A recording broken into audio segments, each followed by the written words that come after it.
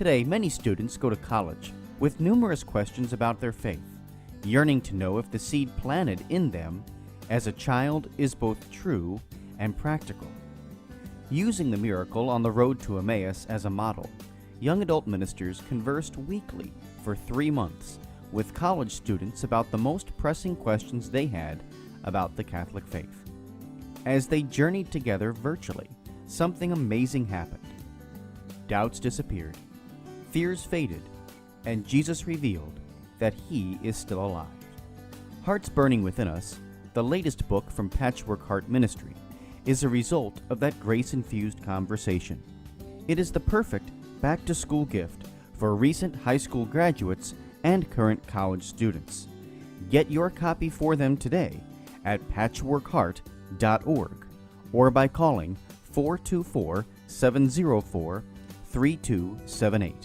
That's 424-704-3278.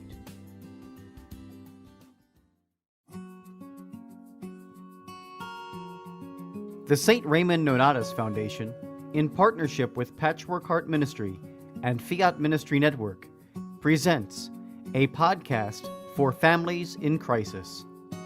Hi, and welcome to a podcast from the St. Raymond Nonnatus Foundation for Freedom, Family, and Faith. And my name is Anne DeSantis, and this podcast is for families in crisis, because that's part of the charism of the St. Raymond Nonnatus Foundation.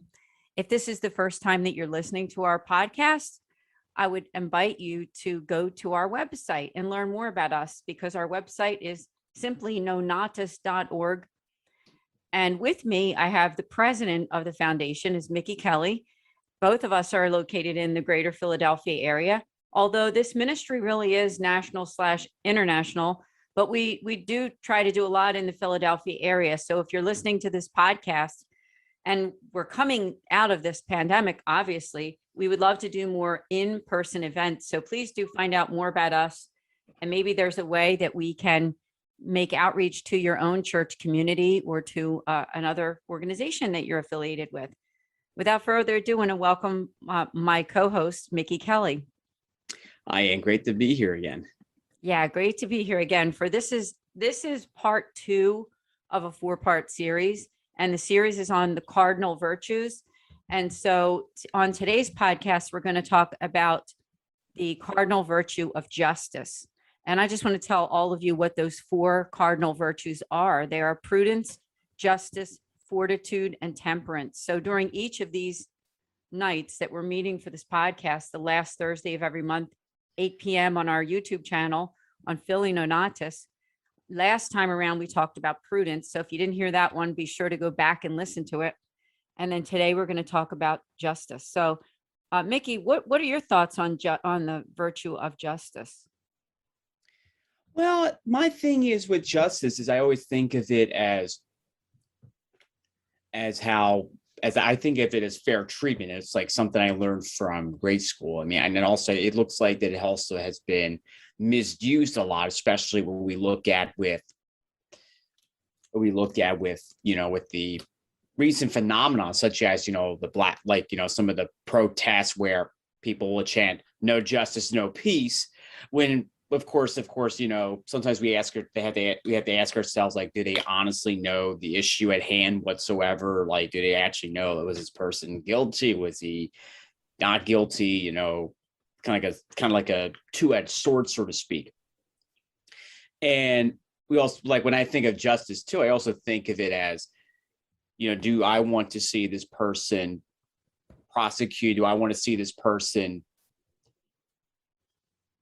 have, say, custody of children, especially since we're tying this into our podcast here for our, for our foundation, of course, with the parents, like, do the kids get to see the dad as often as they see the mom, or vice versa? Like, those are some of the things that we really have to ask ourselves when we discern the virtue of justice. Yeah, well said, because when we look at these virtues, the cardinal virtues, that they're very important to us as Catholics. And they're really like I would say, like, that's the ground floor, isn't it, of these virtues, the cardinal virtues. They're very, very, very important to who we are as Catholics. And so thanks for tying it into the foundation, because certainly if you are listening to this podcast and you are a family in crisis or an individual who's going through some kind of a challenge, whether it's something related to divorce or separation, which is part of who we are as a ministry and what we offer, we also make outreach to all kinds of people who are going through some kind of family crisis or family challenge. And so justice is something that all of us have to face and have to pray about, and also have to try to follow. And I thought I would just start out by reading from the Catechism. Catechism is always a great place to find out exactly what the Catholic Church teaches. And it says, regarding the dignity of the human person, and this is article number 1803. This is simply about the virtues. It says that whatever is true, whatever is honorable, whatever is just, whatever is pure, whatever is lovely, whatever is gracious, if there is any excellence, if there is anything worthy of praise, think about these things. And a virtue is an habitual, firm disposition to do the good. It allows the person not only to perform good acts, but to give the best of himself. The virtuous person tends toward the good with all his sensory and spiritual powers. He pursues the good and chooses it in concrete actions. So before we really get into justice, I wanted to just talk about what is a virtue and how do we live them out, and all of us that are at different ages and stages and vocations in our lives. Like I happen to be a person who, obviously I'm a female. I am also married. I'm over the age of 55. So I'm an older adult, right? Maybe not completely a senior citizen yet, but an older adult who has children that are adults as well. And Mickey's coming to us from his early 30s and in the single vocation right at this moment. So maybe we could also talk about that, Mickey. All of us have to deal with these virtues at different ages and stages. What has that been like for you, even at your own age and stage?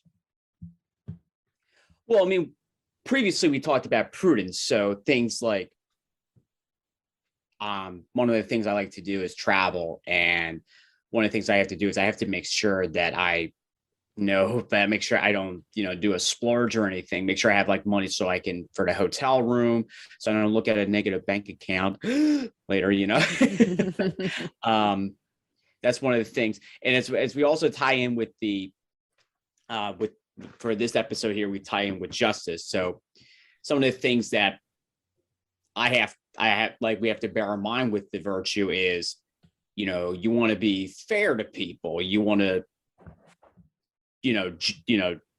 just fairly and things like that. So things like making the right decision, whether it's you want to go to, say, an event or whatever. Do I honestly want to go to this? And also, because let's face it, the cardinal virtues, one way or another, they do tie in with each other, no matter how you look at it. Because, one is, it's kind of like, I think of them as a foursome in golf. Like they're competing, but of course, one way or another, they want to, they want to complement each other in order for them to win, say, first prize or whatever it is. And what I see with justice is, oh, sure, you also want to be fair, but for parents too, you also want to discern, you have to discern, especially if you have kids, discern like who gets this punishment, who should do the chores and everything like that. And also the parents too, they have to make a just decision on how they carry on the things they do on a daily basis, as well as, do things that would be good for their children as well as their family. Yeah, good way to look at it, because, we're all coming in at different stages in our lives, but justice is still justice. No matter what, we're all called to it, no matter who we are, whether we're a young kid below the age of 18 or a teenager or a younger person, or we're in our 20s, 30s, 40s, all the way up through the end of our lives, is that these, as you said, these cardinal virtues, they all kind of tie together in some way, shape, or form. So moving on then, I thought I could just read a little bit about what the Catechism says about human virtues, and that's number 1804. And I just want to encourage all of you listening to use the Catechism, go to it and learn from it, because this really is what we believe as Catholics. And you don't need to buy the book itself. You can simply just go to their website, and that is Vatican.va, and just look up the Catechism of the Catholic Church. And it says the human virtues are firm attitudes, stable dispositions, habitual perfections of intellect and will that govern our actions, order our passions, and guide our conduct according to reason and faith. They make possible ease, self-mastery, and joy, leading in a morally good life. The virtuous man is he who freely practices the good. The moral virtues are acquired by human effort. They are the fruit and seed of by morally good acts. They dispose all the powers of the human being for communion with divine love. So if I'm reading this correctly, and I think I am since it's right in front of me here, it says that the moral virtues are acquired by human effort. So I wondered, Mickey, maybe we could discuss this idea that this podcast is for families who are going through some kind of a challenge, a crisis, or an event that really changed their lives and made it more challenging. And so for them, how do you think that people who are going through these tough times to choose the good, which it says again, that moral virtues are acquired by human effort. And when we're going through a challenge, let's face it, it can be hard, but I think with God by our side, following the teachings of the church, trusting God, and through prayer, that we can come through it. What do you think about that, Mickey, in terms of? Well, and I mean, honestly, Fulton Sheen has said time and time again that it does take 3 to get married. And one of those people that, in order for you to get married is, of course, God. Because you see, God is I think of God as the centerpiece you have at a family dinner. It's like in the center of the table. And God is our compass. He is our guide, as you mentioned a moment ago, Anne. Because as long as he's at the center of every decision we make, and whether it's good or bad, he will be with us. He will never abandon us. Yes, absolutely. And I'm glad you brought up, it's Venerable Fulton Sheen, I believe, at this point still. Or is it Servant of God? Well, he's venerable for sure, but yes. I'm waiting for his canonization, of course. Yes, absolutely. And one of the guests that I've had on another podcast that I did, his name is Alan Smith. And Alan, that is his ministry, is basically spreading the ministry of Fulton Sheen, Bishop Fulton Sheen. So definitely check out and look up Alan J. Smith, because he's got a great website all about him and a lot of archives of all of his shows and the books and everything. He's also a Catholic author too. So I just want to mention that if somebody's interested in learning more about Fulton J. Sheen. And the Catechism says, in addition, on Article 1805, that 4 virtues, and I know we've discussed this a bit already, play a pivotal role and accordingly are called cardinal. All the others are grouped around them. They are prudence, justice, fortitude, and temperance. And then it says, if anyone loves righteous labors are virtue, for she teaches temperance and prudence, justice, and courage. These virtues are praised under other names in many passages of Scripture. And I think it's good that the Catechism mentioned that all the others are grouped around them, because they're like at the ground floor, like they're kind of holding up the structure, right? So these cardinal virtues are really ones that we should know, understand, and practice. And so last time we talked about prudence. And moving on, I just want to read about justice, and then let's talk about it. In Article 1807, it says that justice is the moral virtue that consists in the constant and firm will to give their due to God and neighbor. Justice toward God is the quote, the virtue of religion. Justice toward men disposes one to respect the rights of each and to establish in human relationships the harmony that produces equity with regard to persons and to the common good. The just man, often mentioned in sacred scriptures, is distinguished by habitual right thinking and the uprightness of his conduct toward his neighbor. Quote, you shall not be partial to the poor or defer to the great, but in righteousness shall you judge your neighbor. Masters, treat your slaves justly and fairly, knowing that you also have a master in heaven. Now that's from Holy Scripture. So what do you think about what I just read? Because it's basically saying that there's justice toward God and justice toward men, but in the end, it's all about the common good. Well, and you see, the good news does not just apply for, does not, reply from God, but it also applies to us. You see, you look at the history of the Catholic Church, one way or another, we've had many saints, many had to pay the ultimate price, of course, and most of them exercised justice. You look at St. Thomas More, for a lot, he had to still put his faith in action, despite the fact that he was working for Henry VIII. And of course, when he begged Thomas More to have his marriage to one of the Boleyn girls nullified, of course, St. Thomas More said, no, I can't do it. And in turn, Henry VIII martyred him.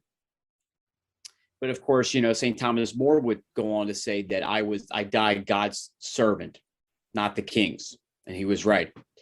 Some of the things that kind of popped out at me, and actually were some quotes actually is, and one of them was from the couple actually I'll read. One was from in the book of Exodus. Do not mistreat or oppress a foreigner, for you were foreigners in Egypt.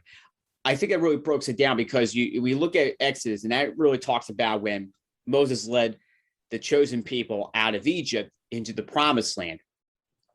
And, and let's face it, there are times where like they would probably oppress each other and everything, but then they have to bear in mind, they were once, foreigners at one point. Another quote that kind of jumped out at me is from the prophet Jeremiah. And this is like early in this 22nd chapter. It says, this is what the Lord says, do what is just and right.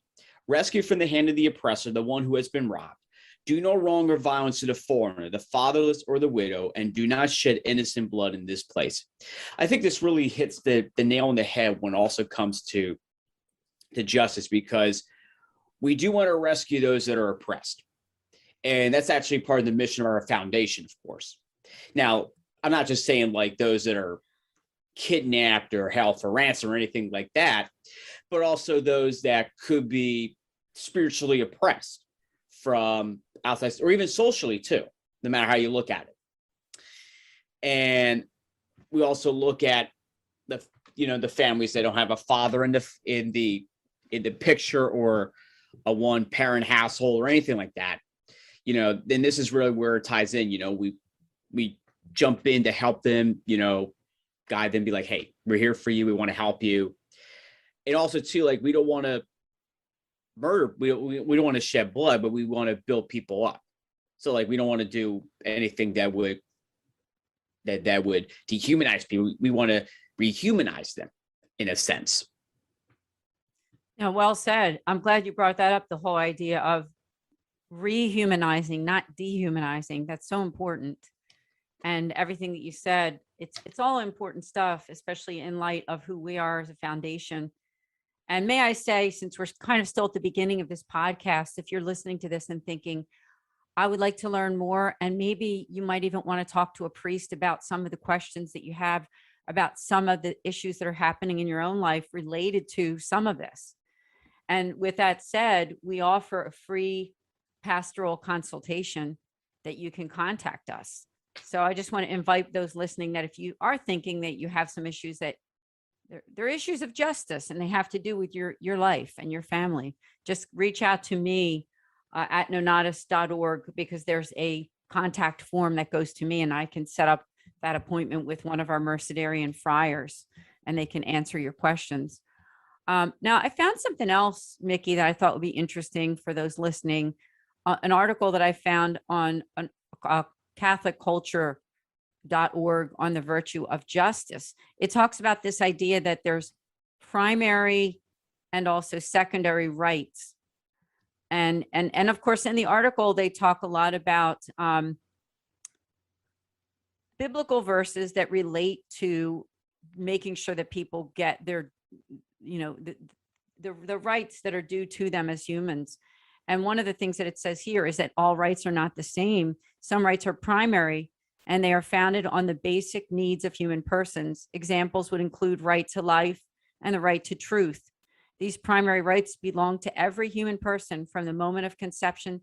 They cannot arbitrarily be taken away. And then it gets into talking about secondary rights, that they differ from one person to another depending on each one's vocation and responsibility. These would include the rights of parents as distinct from those of their children, the rights of civic leaders as distinct from those of the citizens they serve, the rights of teachers as distinct from those of their pupils. While secondary rights are genuine, they are subject to change as circumstances in the family and society occur. On the other hand, primary rights can never change, nor can they be discarded. I thought that's interesting stuff, because that comes into play when we think about our own occupations too, right? What we do for it's like, for sure, Anne, because like I think some people think like, oh, justice, that's for like judges, lawyers, and paralegals and everything that. But in reality too, every occupation is under the umbrella of justice. You look at people in the, I like to use as an example, medical professionals, because they have to make the right decision on the medicine you have to take, the surgery you need to have, and the therapy. Like one example is with me, I'm trying to make a full recovery from an upper arm injury, shoulder as well, that happened to me back in the springtime. And one of the things that was happening in all the process, from the time I go to the emergency room, the doctors had to, get their heads together and figure out, hey, you're going to need this done. You're going to have to get, CAT scans, et cetera, et cetera. And then they would recommend me to someone under the orthopedic branch of their hospital. And I was seeing him for a good 4 months. And he would evaluate him from the time I was on the sling to the time I got off the sling. And of course, he also made a decision. Did I need surgery? Which of course I didn't. And of course, it's just a matter of, biology. And let's face it, biology, science does win when it comes to healing, whether it's, torn muscle, if it's a broken bone, a fracture, whatever it is. Because let's face it, the doctors do have to make the most precise decision that would make or break your full recovery. And also another branch, you have to also decide too, like, with as far as your expenses and everything. So, of course, that would be a discussion for another time. But overall, the medical professionals, they do have to make the right decision for the medicine you take, the procedures you need to do, or surgeries, and of course your recovery time, and of course the things you can do during your recovery, such as you can't lift, a certain amount of pounds. And at the same time too, you also have to go through therapy, and that could take anywhere between 3 to 4 months. Yeah, thanks for sharing that with us, because some of our listeners, they might not be aware that you did go through a very challenging time earlier this year. We're taping this right now in August of 2021. And you had an event in your own life that also challenged you in terms of this whole idea of justice. And so maybe in a little while we can unpack that a little bit more, because I think that when we deal with something personally, it helps us to understand when it comes so close to us, one of these virtues, that we have to exercise it in such a way that we never have before. And I just thought I would read something from another article. Is from vacatholic.org. And this is about how the church defines social justice. It says, how does the church define social justice? It is when society recognizes the human dignity of all, equality of all people with differences and abilities, and solidarity among all humankind. The Catechism, for instance, states clearly that Catholics must care for the poor and work for the common good, citing the equality we share with each other by virtue of our humanity. The Church nonetheless points out the difference in distribution of talents. These differences belong to God's plan, who wills that each receive what he needs from others, and that those endowed with particular talents share the benefits with those whom need them. These differences encourage and often oblige persons to practice generosity, kindness, and sharing of goods. They foster the mutual enrichment of cultures. That's from the Catechism of the Catholic Church, number 1937. Interesting stuff. And with Mickey, I thought if you wouldn't mind sharing, and it's really up to you, but I know that this whole virtue of justice came into your life in a more profound way earlier this year, where you really had to exercise that in your own mind, the meaning of it, and when it came to an injustice that you suffered. Sure. So I think it's very timely that we have this discussion on the virtue of justice, because back in this early spring, I was on my way to work before the crack of dawn, and I was actually I was nearly robbed and attacked by two teenage boys, African American males under 18 years old. In the process, I was escaping. I fell and injured myself, and of course, that's of course, I was very dehumanized that day from two complete strangers who were half my age, of course. And when I was going through the mind, the first thing I wanted to do was I wanted to get payback at them. Like, I was going to try to hunt them down when I was fully recovered and, seek vigilante justice. However, when I got to my senses, because let's face it, like when something happens to you, your mind goes through a gazillion different places, and it's not really good for you on a mental aspect. But then when things calmed down, and then when the dust somewhat settled, I just thought to myself, I pray that justice comes to them and they learn from their mistakes. And I don't wish ill or anything like that, but I hope they learn from it. Yeah, thank you for sharing, because I know that this was a challenge for you. I'm so sorry that you went through what you did go through, and I'm glad that you're on the mend with healing, not only physically, but also all the other areas, right? Psychologically, spiritually, mentally, emotionally, because it's a trauma, isn't it? When people go through something like that.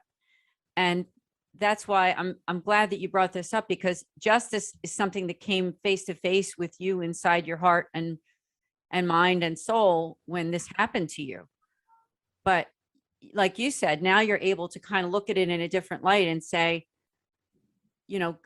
God has a way of bringing healing and justice. Maybe you don't know who these boys were and whatever happened, but somehow, some way we can offer those prayers for you for healing, and that God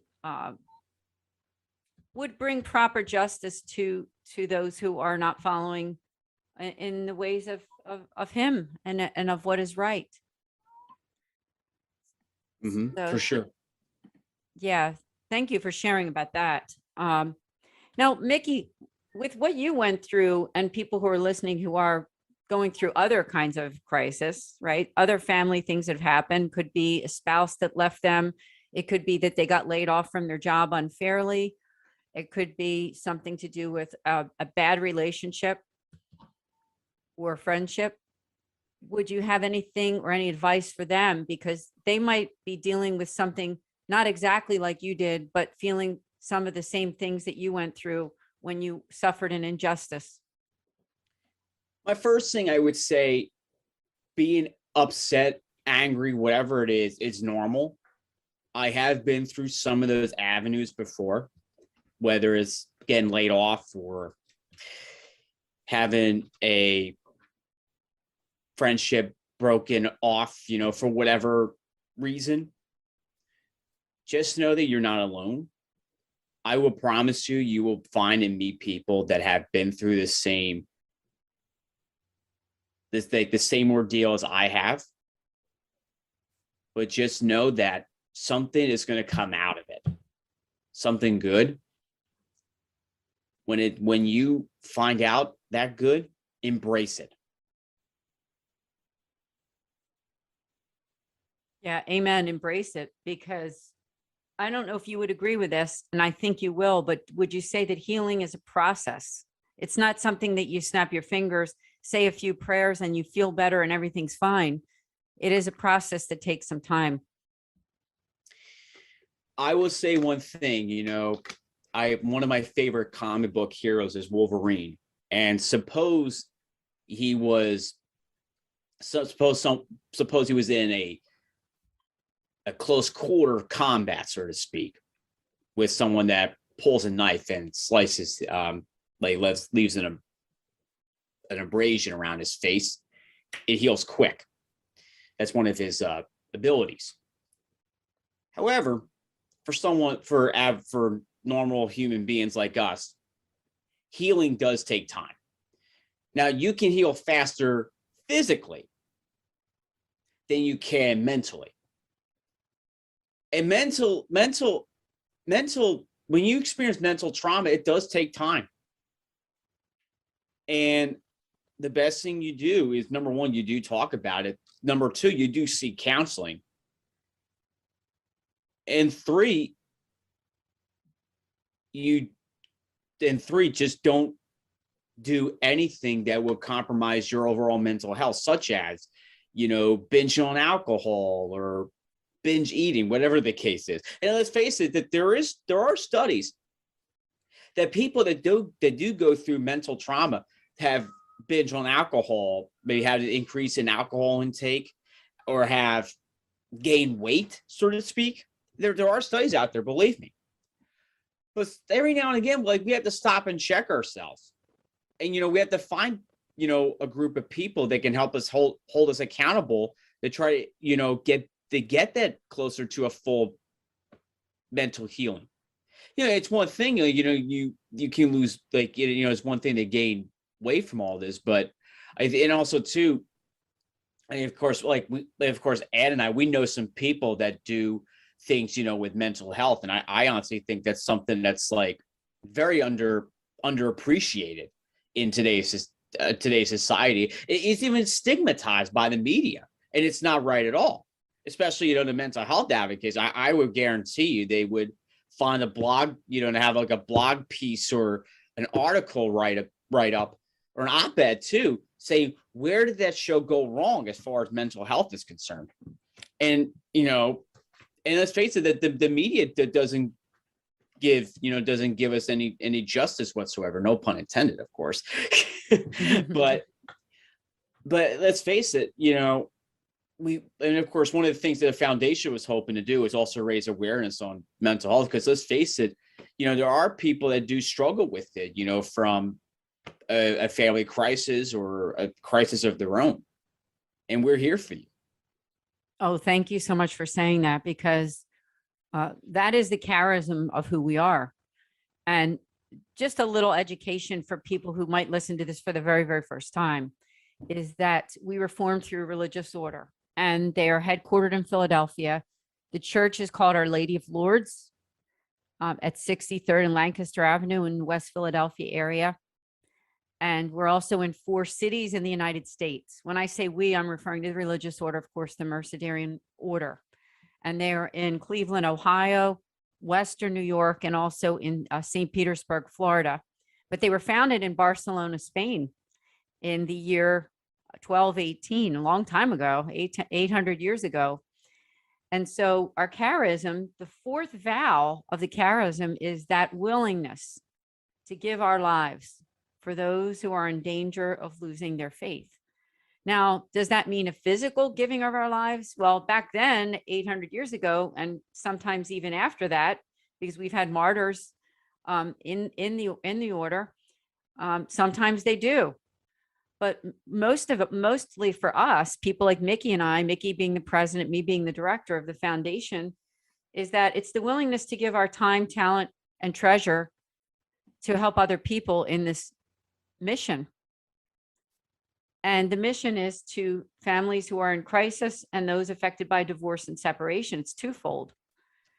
And so this virtue of justice, for those of you who are listening who've been through so much, and as Mickey said, that healing takes time. It's not an overnight process. It's not something that you say one short prayer and the next day everything's great. Now, it doesn't mean that that can't happen once in a blue moon, right? But healing is something that takes time. I want to recommend to all of you listening to go to our website on our helpful resources page. It's called Outside Resources. And down like on the middle of the page, we actually have a couple listings of Catholic counselors, good Catholic counselors. So check that out, because, you know, if you need healing and you need to talk to a professional, you know, the St. Raymond Nonnatus Foundation, we're not licensed therapists. None of us are. We do have one that is on our board of directors. And of course, we also recommend her too. Her name is Colleen Bridget Fitzpatrick, and she's located in Haddonfield, New Jersey. She's another person that you could contact. Just go to our website on the About Us page and you can learn about Colleen. But for the most part, our priest and myself and Mickey, you know, we're not licensed therapists. What we offer is pastoral accompaniment, which is basically a good listening ear, prayers, and then making ourselves available for you when you need us and through the resources that we offer. So Mickey, I just want to thank you for sharing your personal story about what you went through, because it speaks volumes to a lot of people who are listening, who have been through so much themselves and are looking for some consolation. When did you, maybe you can share with us, Mickey, with the situation that you had, was there a point that you received some kind of consolation where you finally felt like, well, maybe I'm not completely healed, but I'm on a better path than I was the day after it happened? I would have to say it took me about maybe a couple weeks. Like, so probably by the time I got off the sling, like I felt like I was somewhat in a better place. I mean, I'll be honest, like there were some up and downs here and there, but you know, but that's part of life anyway. One of the things that my therapist actually shared with me at that I was frequent going is she showed me this diagram. Like I would think that it's a straight line for success, and that could also apply too for recovery. But in reality, for someone that has to go through the physical therapy, which is me, of course, there's like, I think of it as like making too many turns, like you're like kind of like you're circling around the block, finding a parking spot, so to speak. Like that's common in the city anyway. So is that, and of course, a lot of twists and turns, like almost like watching, you know, one of those critically acclaimed thrillers that could be like Oscar worthy or whatever. So that's basically how I can like really sum it up. And, you know, it's and you said a moment ago, and that it's not a snap of a finger. It takes time. And honestly, all it took were, you know, I remember that when I was admitted in the ER, I went on Facebook. You saw yourself that I went on my Facebook page and I asked people, hey, can you please pray for me? And then like my post, I would probably say within the first 3 to 4 hours, it blew up tremendously. You know, from people asking like, hey, what happened? Or I'll be praying for you. I hope you're okay. Things like that. And I was actually looking back at it maybe a couple of weeks after the fact. And of course, you know, it's one thing, my sister saw the big picture because I gave her permission to give everyone an update. But then when I looked at it, I was just overwhelmed by the people that really cared about me. And I felt like I felt some peace from that, knowing that I had people that cared. You know, all it took was one simple post, and then, you know, I saw a virtual explosion of people pouring in, they lending their support and their prayers. Yeah, it was good to see on my end as well, because when you care about someone and you see an injustice like that, we all do pray. We pray, but we also want to act too. So I'm glad that your friends came forward. I'm glad that you got support. And I want to make that shout out to people who are listening to this podcast, because when you've suffered some kind of an injustice, one thing that you can do to bring healing, not only to another person, but to yourself too, is by helping somebody. So sometimes even when we're suffering with something, but we lend our hand out to another person who's going through maybe a similar situation, then the healing can be brought to you as well. So never discount the fact that the good deeds that you do in God's name make a difference, not only for them, but also for you too. I thought we could talk a little bit also about dignity and also what the church teaches, again, because there's an article here that I have from vacatholic.org that's called Check Your Catechism. It says, because the Catholic Church defines social justice as actions that recognize the fundamental dignity and worth of every person from conception until natural death, when we engage in the spiritual and corporal works of mercy, we are working for social justice. When we defend the rights of the unborn, the disabled, and the elderly, we're working for social justice. When we defend God's plan for marriage, we are working for social justice. When we advocate for the dignity of work, good jobs, just wages, we are working for social justice. These actions promote the common good and are in and of themselves social justice. As Pope Francis said in Evangelii Gaudium, none of us can think we are exempt from concerns for the poor and for social justice. And another interesting comment, it says in the same article, is that many have sought to affix political labels to Catholic social teaching. But Catholic doctrine is just that. It's Catholic. As members of Christ's Church, we are called to be promoters of social justice by living out our faith in the public square. And the reason I'm bringing that up is that sometimes people in the political camps, we like to divide, right? We like to divide it up and say that social justice is more of on one side of the political realm and not on another. But this article mentions that the pro-life activity, right? Mm-hmm. And anything standing for the elderly, for marriage, and then also for the poor. It's not one or it's like one or the other, right? Isn't it all blended together?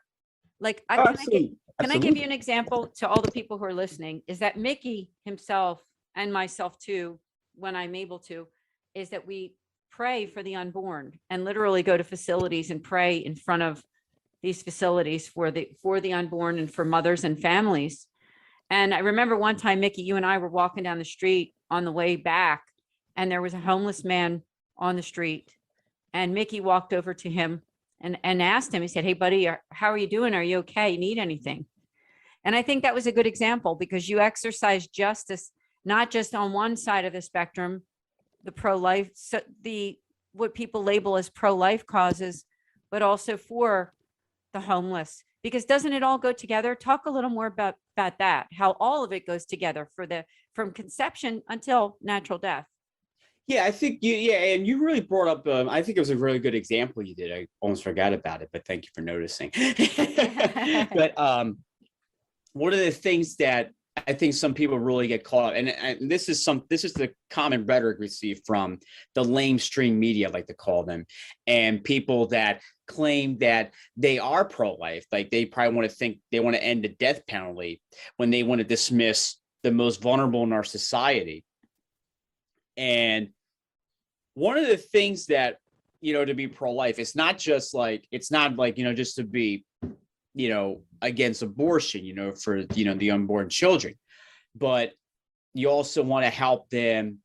You want to help feed them. You want to help them find a home and everything. Because let's face it, the majority of the babies that are born, of course, we have a teaching on, premarital sex, but of course, that'll be a topic for another time, of course, with our podcast sooner or later. But to stay on topic, some of the things that I have noticed is that people like, and this I think most of us are at fault here, no matter where we are in the political spectrum, because you have one side that wants to end war, they want to end the capital punishment. Then you have another side here that wants to end abortion. They will also want to end euthanasia. You also have another side here that wants to make sure that the homeless got a home. You also have like the immigrants coming into, pouring in our country. You want to make sure they get an education, they get a home, they get this and that and everything, get a line of work, something 9 to 5, whatever it is. But I think what we are easy to dismiss is it's okay. Like we're like, we're pro-life for one thing, but we forget about everything else. That's not how it is.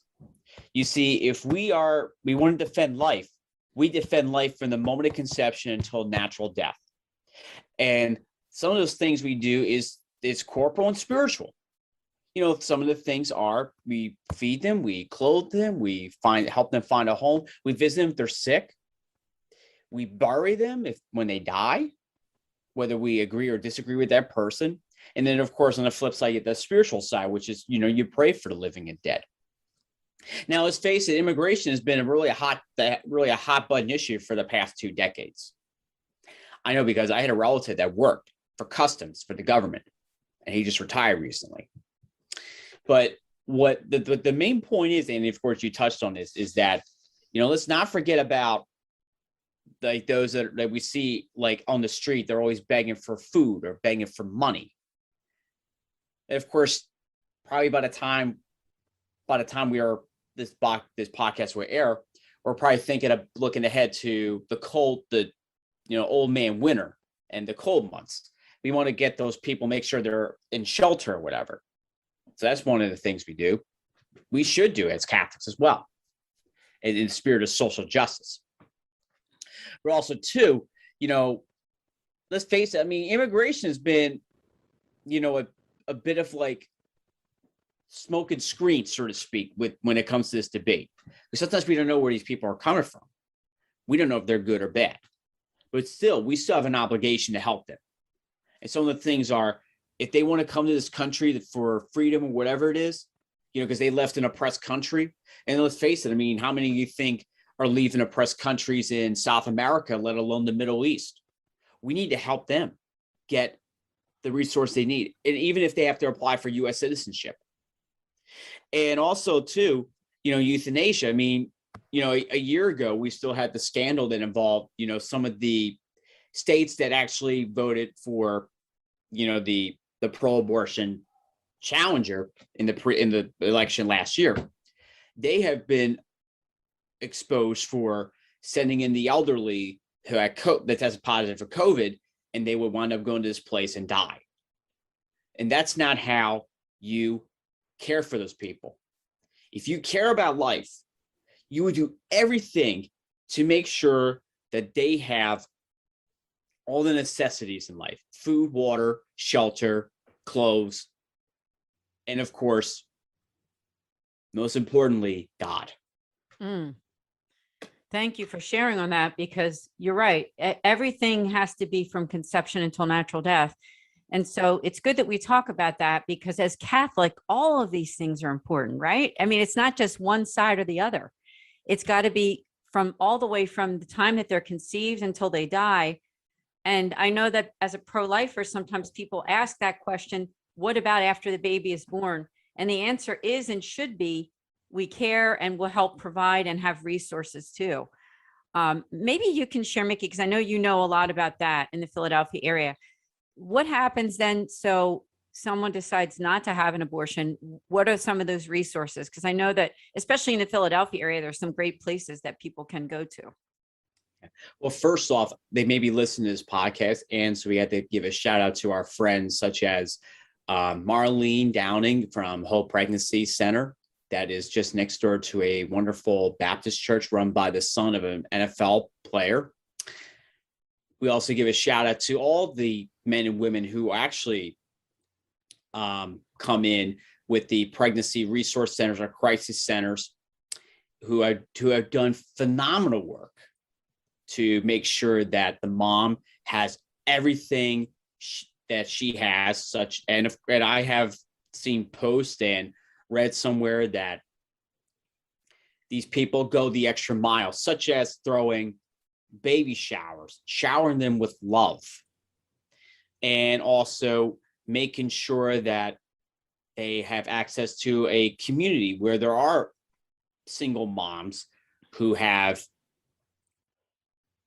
part of like this home where they come together, and at times there'll be volunteers that would come in and show them basic things like cooking and knitting, crotcheting, basic life skills, ways for them to get a job or go back to school, whatever it is.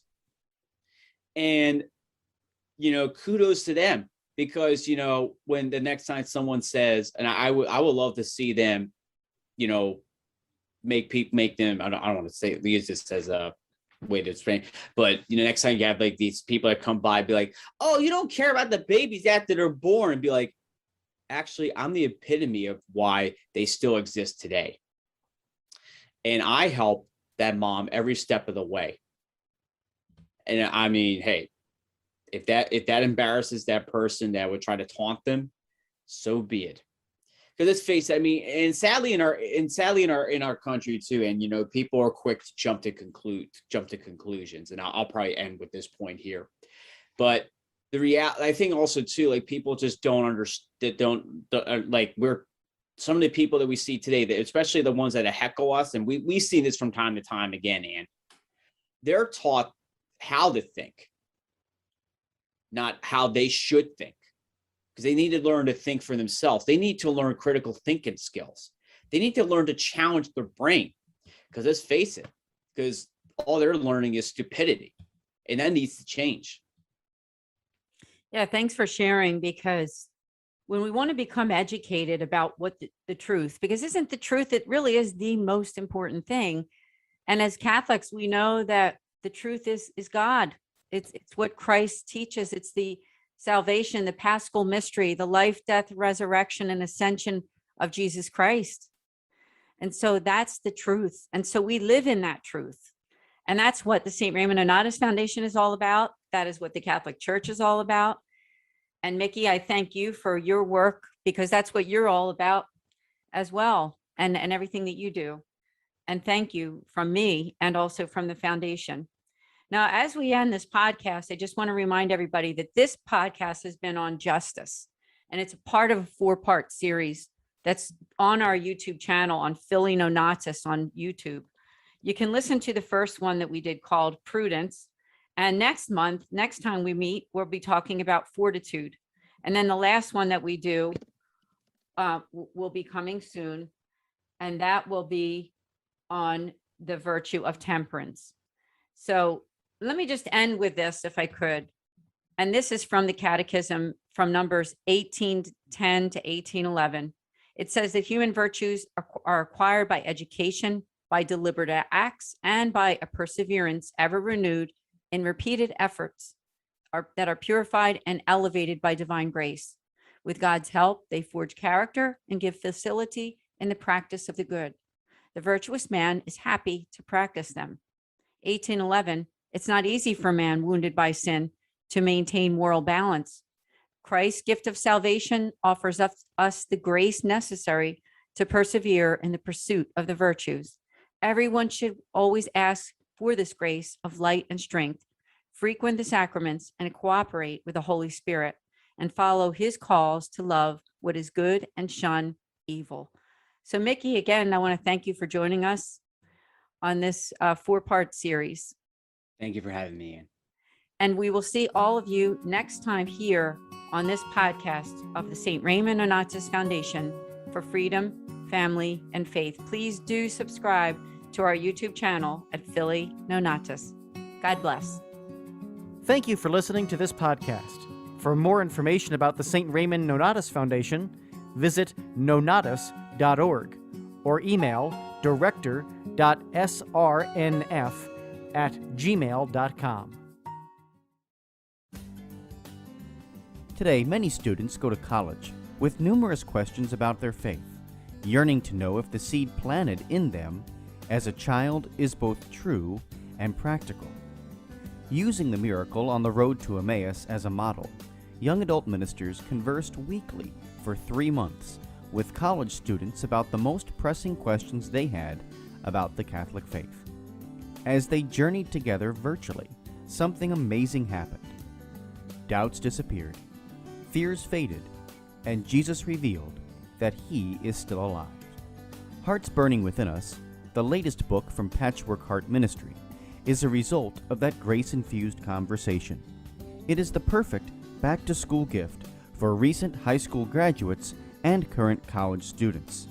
Get your copy for them today at patchworkheart.org or by calling 424-704-3278. That's 424-704-3278.